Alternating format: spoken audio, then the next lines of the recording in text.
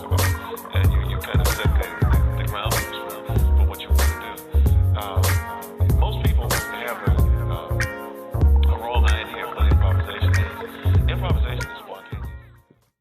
What's up, Worcester? This is Jacqueline with W.S.R Recovery and Wellness Coaching, and this is our 10th episode.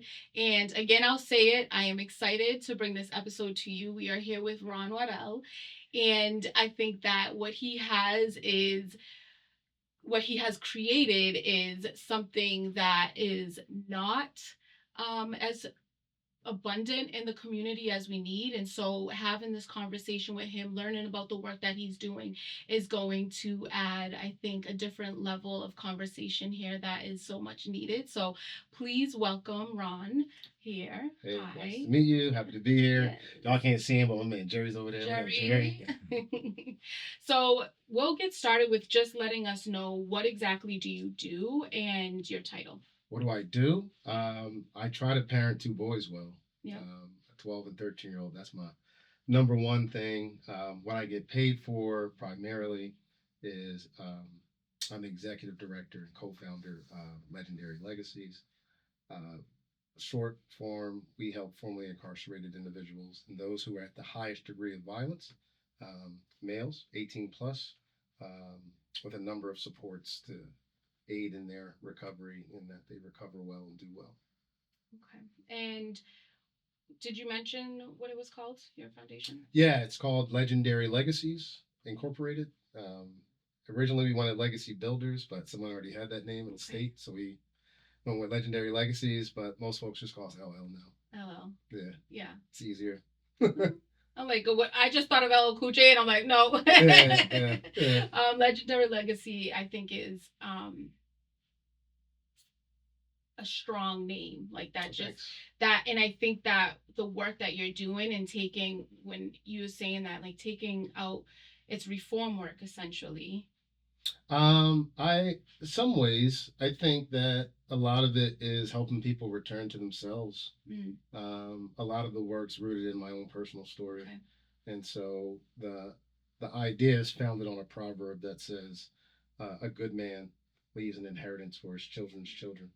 And so from that perspective, thinking about it generationally, our work is saying that if we have the ability to have impact on this man that we're working with today, that really you have the opportunity to change the trajectory of a lineage. And so if someone had did that for my father, maybe I wouldn't have went through the things that I went through. But I don't regret those things. They've helped shape me and shape our program and how I think about designing it. But I think each one of the men that we have the pleasure to work with and that I get to meet, my team and participants, it's that hope that there's someone that cares, there's someone that believes in you, finds value in you, and as you rediscover that for yourself, because you already were birthed into the world with that, then you can realize your potential, and if you do have children, then you have the ability to impact for generations. Pass it on. Yeah. So what was your experience like? You mentioned your father and your experience, but what exactly was that? Where to start with that? So I'm not originally from Worcester. I'm from South Jersey. Okay. And full disclosure, I'm an urban transplant later in life. But growing up in South Jersey, a little town called Swedesboro, we had extended family of 11 aunts and uncles. And so Swedesboro was this suburb, Philadelphia, Chester, Pennsylvania. But the majority of my extended family lived in Chester. And Chester, at the time, and even now, back then, it would kind of fluctuate between top 10, top 20 most dangerous cities in the country, right? But then I lived this life in the suburbs during the day. But then I go visit my cousins and grandmother and all that, and it'd be like, don't be outside after 7. It was a whole different world. What my father was able to do, though, that's where he and my mom met. Chester, that's where I was born. He bought a house in South Jersey, He was in the military, and he used his loan to buy a home. But you might have heard like you can move out of the hood, but you can't take the hood out of the person. And so um, he, I found out much later. But so he bought this house. I have two older sisters, me, and then one younger. My two older sisters had a very different experience than my two younger sisters, but than me and my younger sister. So what he would do is he would come home. The mortgage was like 375, 475, and he had a cocaine habit. Mm. And so he worked doubles, sometimes triples, right? Like a 24-hour shift. That's nuts. But he would bring home like $200 a week. And so he would throw my mom some money. He'd go down to Atlantic City. I mean, he would chill with the homies. Like, I think about it now that I'm older, because I only knew him as a father. But he must have been that dude, right? Like, think about if all your homies was from here, from the block like that, and now you have this house, you got two cars, like you can go on vacation. Like, I don't know his friends, I never, but they must have been like, yo, Ron, because I'm a junior, like he must have been that guy in their crew. And if you needed something, you got to go to, Ron got you. You grew up with a lot of these folks, but I never got to have those conversations with him. I didn't know him. He was incarcerated most of my life, and didn't live with us. So I had a single mother, and she passed when I was 15 from cancer, and that's how I got to Massachusetts. When she passed away, my oldest sister moved into the familial home in New Jersey, and she had an abusive boyfriend. So I think I was 14 or 15 at the time, and that deteriorated quick. He and I got into a really serious altercation where I pulled a knife, and I was just so enraged that if it wasn't for me, I think God's hand was in this. My little sister kind of came into my view, and he's yelling at me, "You don't know who the F I am. I'll kill you," all this kind of stuff. But that kind of brought me out of that rage, and my sister said that I had to get out, so I slept in a car that night. And then my second older sister, who was living in Westboro, had found out, and so we made some decisions, and I came to live with her in Westboro. So that's how I got to Massachusetts, and I lived with her and her husband and my two nieces, for my junior year of high school, and then they moved to Grafton. And by this time, the oversight of my mother and who she was as a faith-filled person. I was in church when I was in the womb. Like, that's just what we did. Like, that type of like, no bad to my sister or any of them, but it was just different. I think they were trying to figure it out themselves. She was 22. Her husband was probably 22, 23. I'm 15, dealing with everything I'm dealing with. And so kids in Westboro experimenting with alcohol, drink, like that would have never been a thing with Karen, like that. that's not going down. But these were things I was exposed to, and I think what was going on as I look back was why a number of young people at that age are experimenting, and it's kind of like just let them experiment. Some people look at it like that. I was able to slide under the radar when I was really like escaping my trauma, because it was just like, oh, he's just experimenting like everyone else. And so it got pretty bad, and my sister and brother-in-law were like, you can't stay here anymore. So I ended up homeless in Westboro for a little bit before a foster family took me in, and graduated high school. They dropped me off at Bridgewater State, 17 years old. And then I had no guardians when they dropped me off. And I got arrested 3 months in for selling weed on campus. So then I got kicked out of my dorm room. I lived off campus with a group of Haitian students that were, I don't know if they were immigrants or I don't know what.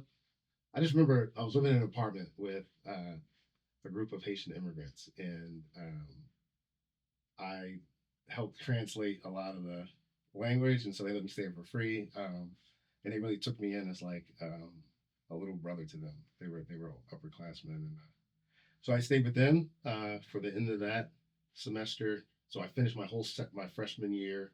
I go back for my sophomore year, that first semester, and I didn't know you had to fill a FAFSA out because I had no one to tell me. And so I got a bill for $8,000, and I was like, I don't have that. And so that for the next 2 years, well, being at that point, I didn't know what I was gonna do. So I just squatted in the dorm, for the next year, and I didn't go to class. And then it was just like the floodgates were open to so many different substances, and there was no one to check me. There was no one I had to answer to, and it got really bad. I think when I was 18, I didn't know that's what they did then, but I got sectioned because I got the police took me to, because there was one night I got really drunk and I threatened to kill myself, and the resident director had found out, and I wasn't supposed to be there. I was legally in the campus, but they came and they brought me to Brockton Hospital, and they were like, they're just gonna check on you. And so when I went, I was there, and I was like, all right, I'm all set. And they were like, no, you got to stay here for 2 more days. Yeah. So I left. I broke out. I wasn't staying. I called my man Chris, and I was like, Chris, you got to get me out of here. So he picked me up. We went back. Then I got arrested for trespassing at Bridgewater for that. Yeah. But then I found out that my youngest sister, who was still in New Jersey, who was 14 at this time, that she had got pregnant. I don't remember how I found that out, but I found that she got pregnant. And so I was like, I have to do something different. Maybe it was survivor's guilt, but I always felt that I had gotten out and left her in that situation with this abusive man and that whole space. So I joined the Navy at 19, and I went out to Great Lakes, Illinois. That's where naval training is. And I remember being on that plane. I was mad shook. I never flew. I didn't know they moved like that the first time. I thought we were going to die when the turbulence happened. And I couldn't tell nobody because I didn't know anybody. They were just, they were just a bunch of people. And then the dudes I met the night before from the military, like I didn't know. They just kind of, literally, it's just that we were all enrolling at the same time. And they held us in the hotel the night before. So I didn't even know these guys. But I was there for 6 weeks before they called me down to optometry, and they said that I have a rare eye condition called Fuchs dystrophy. It's most prevalent in Scandinavian women, and it made me unfit for any military duty. And so I was crushed because my plan was to help my sister. I was going to put her in my military housing. This was going to help me get disciplined, right? It's going to turn everything around. And so I was really crushed. And I enjoyed the camaraderie of the military in that 6 weeks, right? Like coming from so much chaotic experiences in my childhood, this ability to be with a bunch of people that were working toward a goal, I really felt a part of something. So I was really enjoying that component of the military. But I flew back, and I ended up at Grafton Job Corps, and I finished. They don't even do this trade anymore. It was their business clerical trade. They were teaching you how to fax. If you don't know what fax is anymore, but how to properly format a fax. And it was like, I would date myself on this too, but it was like word processing. You just had to type out how to format a letter and all this stuff. It was wild. I must sound like mad ancient right now. I was thinking like my sons are listening to this, and they'll be like, no, this dude's a dinosaur. It wasn't that long ago though. No. But that's what I did, and I did that because it was the quickest. Like I was like, man, I had been to college, so I was like, really, why I'm at Job Corps is because I don't have a home. Like I don't have anywhere to live. And the challenge with coming to Grafton Job Corps though is I was right next to Westboro, so all my homies was in Westboro. So if I wanted to get down, I was still getting down, right? Like as far as like getting access to drugs, whatever. You know what I mean? Like I could get on and off campus, move and all that, and no one really again would like no one picked up on the stuff that was going on with me at that time. But I was working in construction here. First job was on Shrewsbury Street, working for Paul Davis Restoration. I was a receptionist, and I did that for wow, I did that for like 6 years. Um, but I was still like battling these demons, and no one knew that whole time. So you said your dad went to jail. Like, how old were you when that happened versus then your mom passes away? Yeah, I have no clue. Okay. I don't ever remember him being in my Being house. Well, there are pictures, right? So before I could form memories, so I'm 2, 3 years old. There's pictures of him in the house holding me, laughing, playing. But I, from how I recollect, my dad never lived at that house with me. Yeah. I never knew him. Yeah. So it was just a like I'm thinking about like even my own experience with, my father coming in and it was very chaotic. So I have recollection, but it's very little spotty. But it's because it was always chaos. It was always something happening, right? Mm-hmm. And so it was like necessarily good times when he was around. But not having that presence even in the chaos was still, it kind of shaped the way that I grew up, right? And then and then I hear you talking about your mom and being faith driven, and do you think that that kind of eventually gave you the structure, um for not having, I guess, for having the absence of your father? Do you feel like it made up a little bit of it, or just having that faith based, or just still missing that? I don't think a mom is as much as we need them, important as they are. There's aspects that a man needs to teach another male, in my opinion. Mm-hmm. And so, but what I did get from my mom is how she interacted with him when he did come around.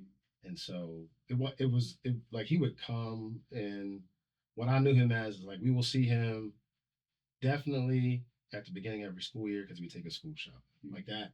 That was the extent of my relationship with my dad that I remember. Right, like it was like, all right, we'll see him then. There were other times that he might come to the house where he was under the influence of something. I know that now. Then I didn't, but she would take care of him. And he had a couple extramarital affairs, and so I have a half sister Marla and a half sister Ronald. I don't think he's the third. I don't know. Dad was doing drugs, but in any case, like he brought Marla to the house while he was under the influence sometimes, and I do remember my mom like engaging with him and like to me, your question around the faith component, I think I would like to think I can't ask her, but I would like to think that's what shaped how she cared for him, even in that moment, right? Like, I'll make sure you get some food. You look kind of a hot mess. I'm assuming she would say, because I remember he would take showers, she'd get new clothes. She would eat, he would eat, and then she'd be like, "Well, you got to go because you can't stay here in this condition." But she would keep Marla, and we would just play with Marla's sister, right? And that's gay. That's wild. I just think of the audacity of that. Like you're having an extra amount of men and you bring, but then how she responded to it, and then she would call Becky, that was Marla's mom, and she'd say, "Marla's here. I have her. Ron was not well, but I'll be more than willing if you let me know where you are to bring your daughter to you." And I don't know that to me is from a faith perspective, you could tell me all day what this says, what that says, but if you don't live it, yeah. And so my mom, I think she embodied what the faith was, and that's what I picked up from her. Yeah, I love that. I'm just thinking about, so now she passes at you said 15. Yeah. You were 15. Yeah. And then what that looked like for you to have to go from 15 to 6 years out of Job Corps, like all that in between. There weren't any services, there weren't anyone, like no guidance into grievance, or like how do you deal with this? How So do you they like? did. I'm sorry, Okay. they did. So 15 when my mom died. So New Jersey has standardized tests too. I think it was the California Achievement Test we used to have to take. Um, the day she died, we had the first round of those tests the next day. And so I went and took the test, like, are you going to stay home? I was like, no. Yeah. I think I'll just be ruminating on it. And if I do well on this test, I can focus on this. It gave me, but the school asked, would you want to meet with a grief counselor? And I remember my question was, did their mom die? Mm-hmm. And they were like, I don't know. And I was like, well, then why would I want to talk to them? And so I didn't take any. That was the last time that was offered. Yeah. In that way. I don't. I remember when I was homeless in Westboro. So they had moved to Grafton. So technically, I was a Grafton student, but I didn't know any Grafton uh, people. Yeah. And so I never went to Grafton. I had a friend that would call me out, and so I'd hang out in Westboro, and I go to Westboro High School. So to your question around that, it's like I was trespassing on Westboro's property because I was supposed to be at Grafton. And I got called down to the principal's office, and they told me I was going to be arrested for trespassing if I came back. And as I look back now, like as I'm older, I'm like, that's a wild thing to say to a 17-year-old who's at your school when they shouldn't be there. Like you don't have any other questions. Like, yo, like why are you like, right? And so, no, I don't remember any other.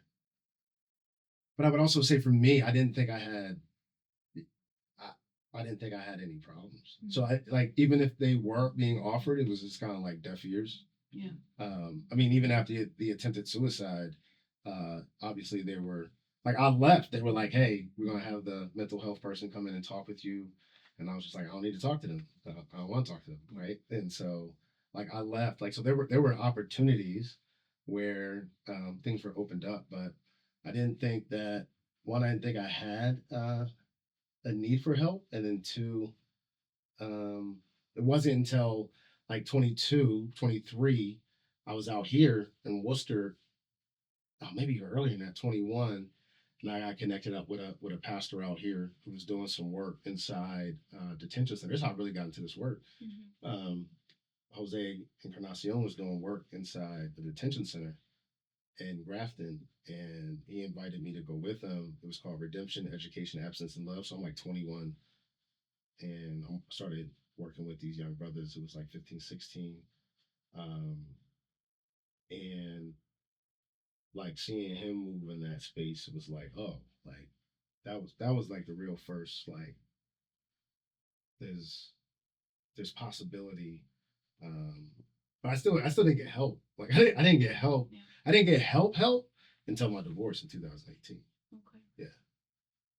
Okay. And so you say you was at your job for 6 years. So then what does that look like? You're coming into this job, then you're still kind of maybe running amok. Oh, it was. Yeah. And so I was high functioning for sure. Like, yeah. And so then like no one knew. Like I come to work under the influence all the time, get the job done, and just move on.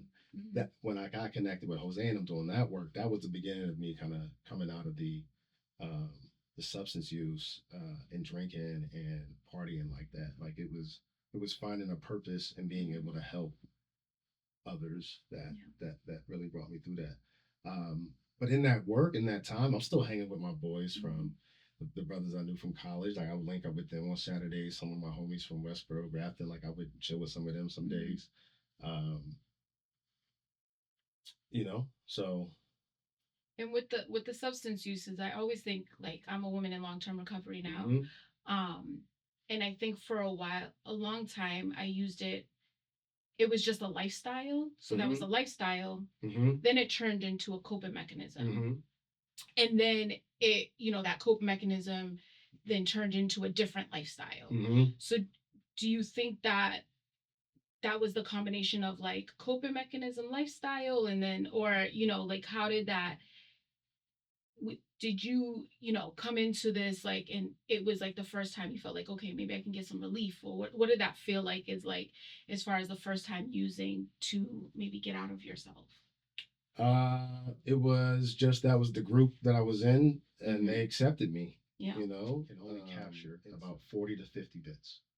What's a bit? I don't know. Someone smarter than me came up with that. I just know it's not a good ratio. 11 million, and my conscious brain is only catching 40 to 50.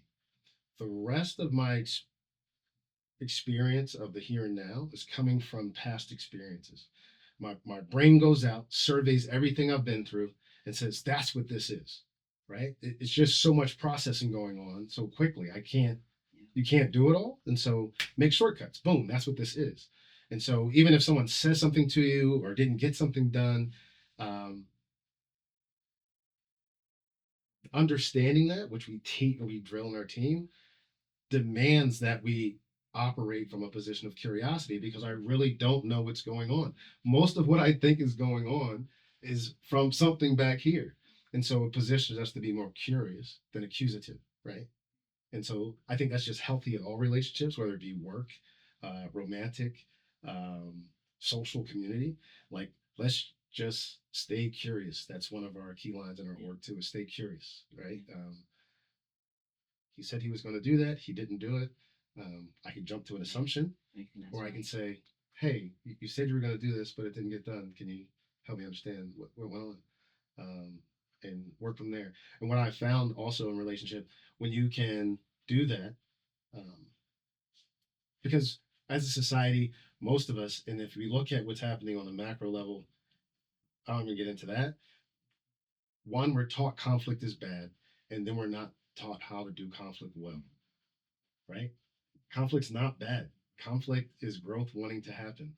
If two people are that passionate about something, then there's growth. There's something that wants to be communicated, but we haven't been taught how to do that well. And so that's just a whole relational thing that I try to operate. And so we build that ethos into our organization, not just as staff, but also with participants. And so that way of being that way of being in the world is what we really try to hold on to. So it's not like I'm here to fix you or tell you what you need to do, um, but constantly working toward getting understanding. And when you can do that well, 9 times out of 10, you actually strengthen the relationship. So who are the participants you're working with? Where are they coming from? Where do they find you? How do you start to work with them? Yeah, so we have a phenomenal team at Legendary. Like I said, Miguel's our life coach coordinator, Gabriel Rodriguez, our director of programs. And so through them, the coaches are inside the House of Correction. They're meeting with folks behind the wall. We also just got permission as a volunteer partner with the Department of Correction. So just started to go into the prisons to meet with men, and we're working on an agreement with DYS to get back to support some of those men there. So who do we serve? We serve men 18 plus. There's some caveats in there because of grants, but for all intents and purposes, men 18 plus. And when we think about why men, we have limited dollars, and research shows the majority of violence happens from males. Mm-hmm. And so I'm of the mindset, if you have limited resources, you have to invest them where you can have the greatest impact. Mm-hmm. And so that's why we work with males. And also in the community, what happens is, to me, it's kind of like anything else. The participants, again, are our staff. We have 7 of our staff were former participants. And so we think about how do we, the very thing we were just talking about, right? Like, it's lived experience, but we invest heavily in that personal development component. And so then there's also attention of how fast you can grow the work, right?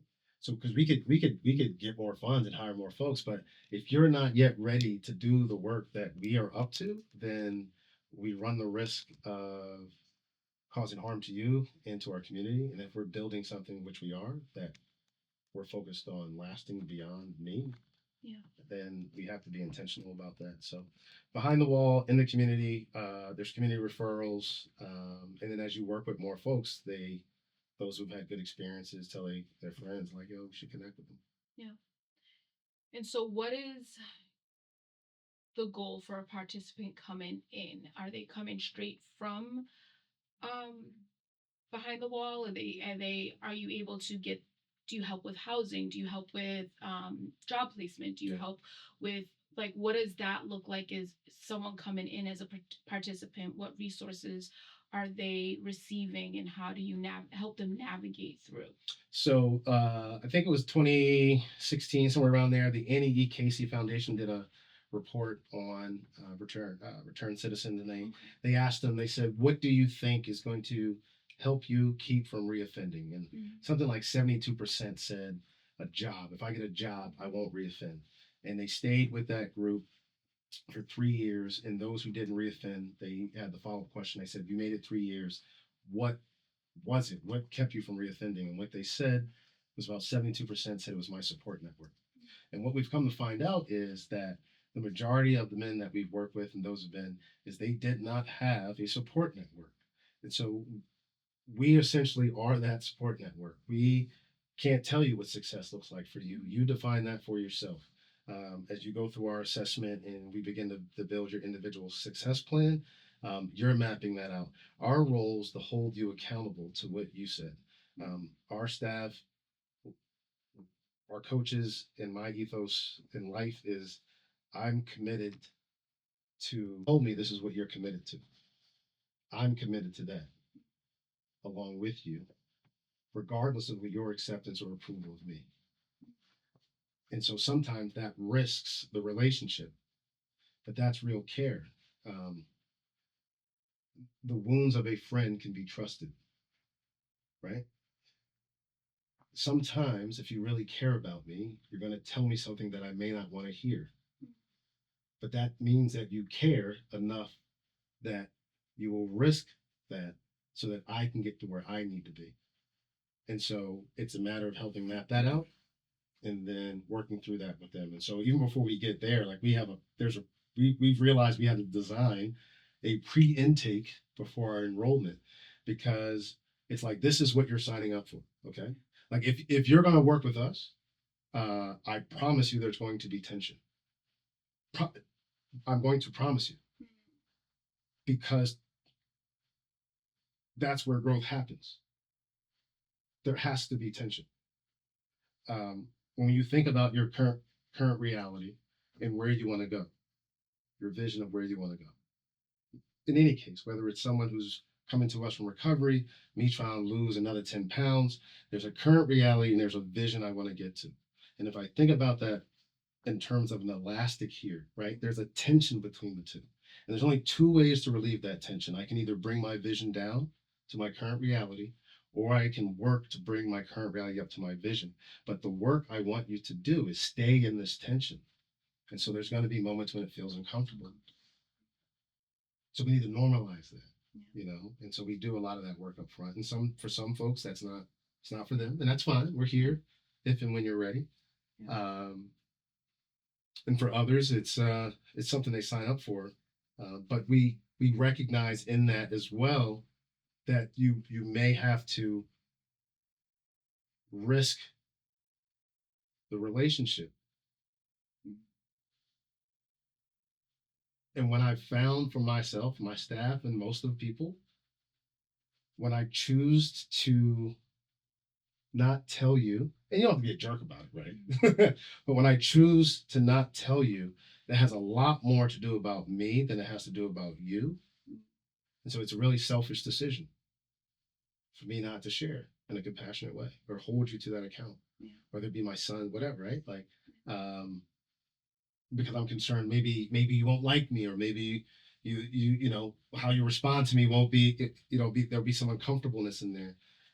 And so that's a lot of the work that we have to do as individuals and also with our coaches to help participants who are ready, because what we are up to is not just a service, is like we are really looking to build power.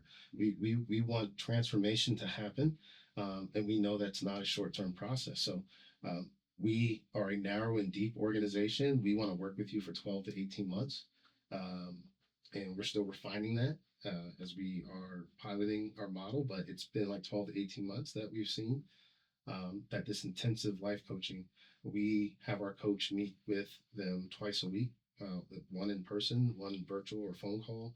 We have a number of different community events that we're engaging our participants in, and ultimately creating that community of support. I think about myself, back to my own personal story, that I had no one to call, right? And so I'm asking someone who's in the same situation as me, what should I do?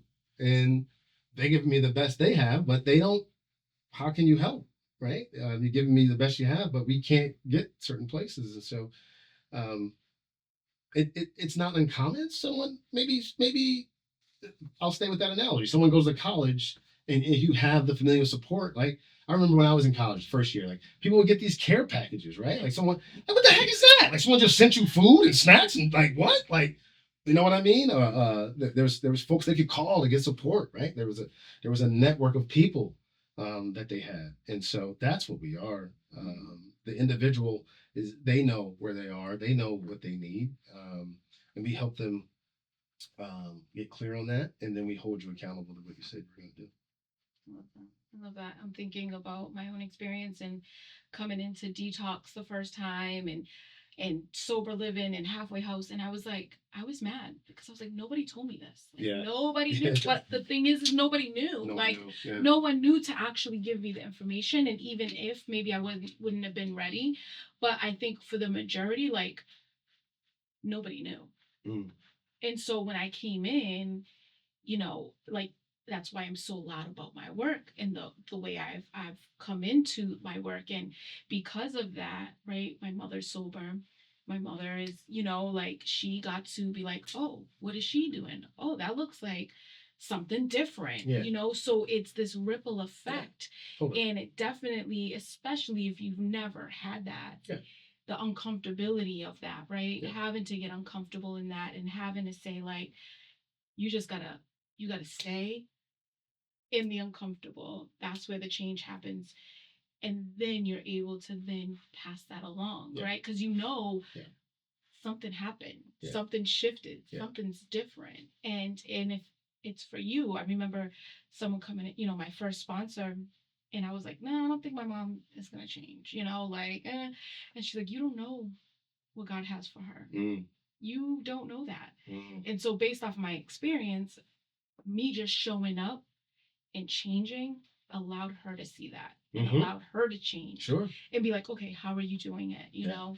So let us know, what do you see in the future for Legendary Legacy? And what does that support look like as you start to continue to build? So for us, we want to continue to serve more men. We know that there is a large number that are returning to our community, and so for us, it's being able to support all of them. To your questions around housing, substance use, we are not clinicians, but community partners like Everyday Miracles, AIDS Project Worcester, so we partner with all of these organizations and helping support them to navigate through it. We consider walking alongside our brothers as they are navigating this reentry cycle. This reentry cycle is kind of how we think about it. Next level for us, man, we want to have our own building. We continue to build out our workforce program. Our workforce program, we partner with the Worcester County Food Bank, and we're looking for another vehicle. Because part of what we're up to is we hire on 6-month cycles, and we partner with the Worcester County Food Bank. We deliver about 120,000 pounds of food to 7 neighborhood pantries right now. And so there's this other component of that work, which is allowing them to have an immediate sense of purpose, right? Like, tangibly, I can see that I'm having impact. But we also learn that a lot of the employment opportunities, workforce training opportunities, what we are asking for formerly incarcerated individuals to do in general, some will be successful, but in general is irresponsible. Folks are not yet ready to transition from that culture to a civilian work experience. And if you've never been behind the wall and been in that culture, to know, like, one, it's not healthy for staff or uh, inmates, but the, the level of survival that you have to operate in, how you need to perceive, trust, all those things. And so then it's like, hey, go get a job. I remember talking with one of the participants, well, Miguel was telling one of the participants who got out, and was like, his PO was like, all right, so you need to go get your ID and then get a job and line this up. And so if you've been behind the wall for 5, 10, 15 years and you've been told where to be, when to be there, what to do, how to do it, and then you're asked to go navigate this world, that's overwhelming. And this guy who'd been down for 10 was like, all right, I got to go get my license at the RMV. And he's like, all right. He's like, you're going to come with me, right? Like, you're not going to leave me there. And it was like, no, I won't leave you, bro. Like, I'm not going to leave you in there by yourself, right? And so you have to have those folks that understand that. Like, I can't, it's not just I'm going to drop you off. Yeah. You know? And so early on, we're very intentional. That's another one of our values, intentionality. We're very intentional in all that we do. And so even in our pre-intake, we have camping trips that we do up in New Hampshire, where we take groups and we hike a mountain with a 60-pound pack on your back, and you stay overnight in this cabin at the top. But the intentionality of that is very much like, this is a microcosm of life. This is what this potentially is going to feel like. And so we don't want it just to be this cognitive exercise. Like, we need to get this into your body, right? So like, there's moments on that mountain where you want to give up. There's moments where you like need to take a break. There's moments where you need to rely on someone else. Like, but ultimately you make it to the top, and that view is beautiful. And we did that collectively. And so we've created a new neurological pathway. We've created a new experience that we can now reference as we're doing work with our folks.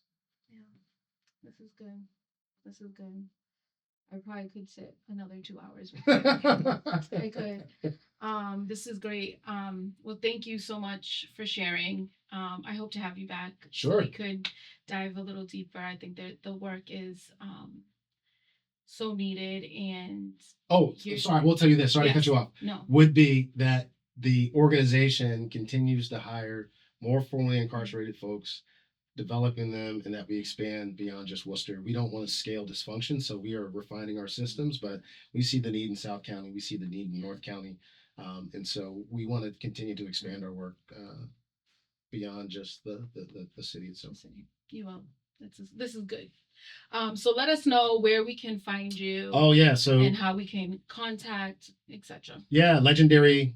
Actually, it's legendlegacy.org. And we're on Facebook, we're on Instagram, LinkedIn, all the stuff. If you type in Legendary Legacies, you'll find us there. You are, I think, a wealth of knowledge in the way that you are transforming the way we look at care for our community, and especially for men's mental health, is so important and so vital. So thank you. Absolutely. Thank you. So this is the 10th episode of Crossroad Conversations, and tune in, share, like, comment. This is a nonprofit, so we accept donations, and so doesn't Legendary Legacy. And they're looking for a car, right? They need a new van for their work. Yeah. So thank you so much. Thank you. Thank you. Bye. Bye.